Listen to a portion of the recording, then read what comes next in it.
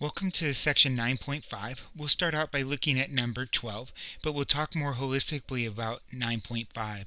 There's only two concepts that are in here, and they're very interrelated. One is the dot product, also known as the scalar product. If you ever hear about a scalar product between vectors, it's the dot product. And here's the reason why. If you had a vector u and that was equal maybe to AI plus BJ, and you had a vector v that's equal to CI plus DJ.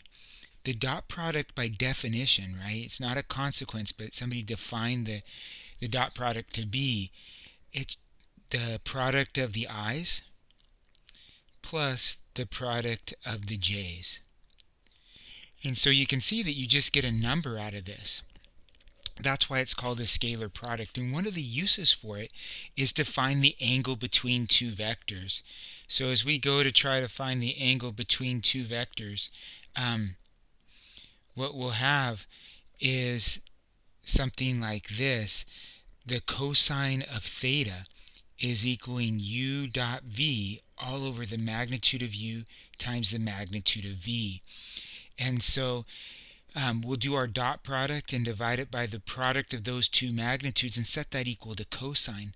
The reason to set it equal to cosine is if this is u and this is v, we're going to be getting this angle right here. And that angle could be pretty wide depending upon what u and v are. But one thing it will never be is above 180, because if I take something that looks like it's above 180, where this is v and this is u, they're not going to consider this angle right here as the angle between them. It's always the closest angle. And so this angle will be less than 180 degrees.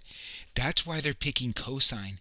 If you remember, cosine inverse, spits out between 0 and 180 degrees, or between 0 and pi. It spits out in that first and second quadrant.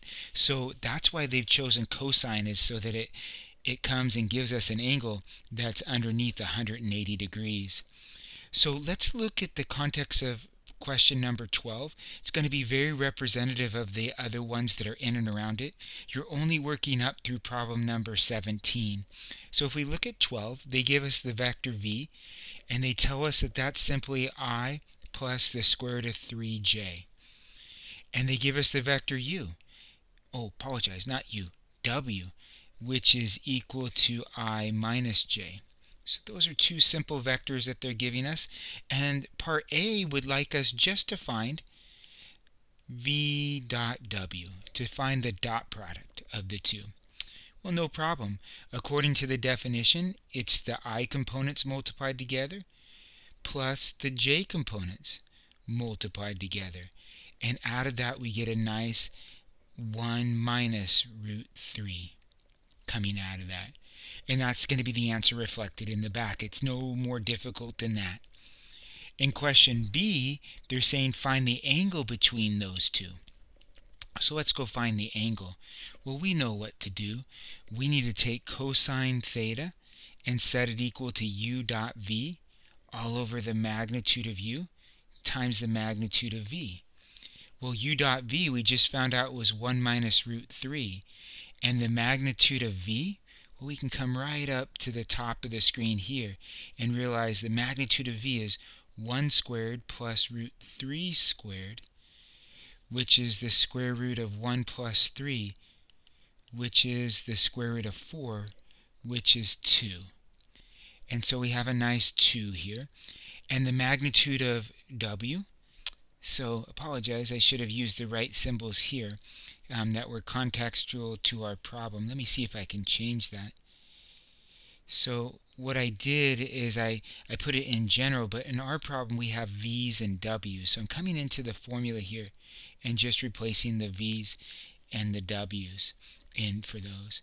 So the magnitude of w is the square root of 1 squared plus negative 1 squared, which is the square root of 1 plus 1, which is the square root of 2. So what I want you to see in choosing this 12, and I didn't have to hunt for it, they often will have angles that we don't know. And so we're going to have to use the cosine inverse function on our calculator to this 1 minus root 3 over 2 root 2. So as you plug that into your calculator, as you take the cosine inverse of 1 minus root 3, we got to be careful how we put that in, and divide that by 2 times the square root of 2,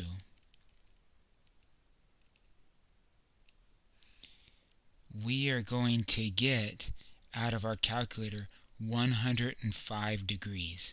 Should be coming out of your calculator. So be careful how you're putting that in. You could calculate that 1 minus root 3, hit equals, divide by, in parentheses, 2 times the square root of 2, hit equals, and then take the cosine inverse of the answer. No matter how you enter it in, it should work out to be 105 degrees. The question C asks whether the vectors are parallel, orthogonal, or neither. Well, two vectors are parallel only if they are the same angle. And so picture putting u and v right on top of each other. There would be no angle in between them, and therefore it's going to be a 180 degrees between them. So we don't have that. We have 105 degrees. Now, orthogonal, if you're not familiar with that term, means that they're meeting at right angles. That's going to be important in the next section because we can find angles that are orthogonal. We met at 105 degrees, not 90 degrees, so we're not orthogonal. Notice that if you are orthogonal, then theta will work out to be 90 degrees. Well, the only way theta is going to work out to be 90 degrees is if cosine theta is equal to 0. And the only way for that to be 0 is if u dot v is equal to 0. The bottom things will never be 0. And even if they were 0, it wouldn't cause us to be overall 0. But if the top dot product is 0, then you have a 90-degree angle. So if you ever do a dot product and is equal to 0, you can stop the process right there. You know that their angle in between is 90 degrees and that they're orthogonal to one another.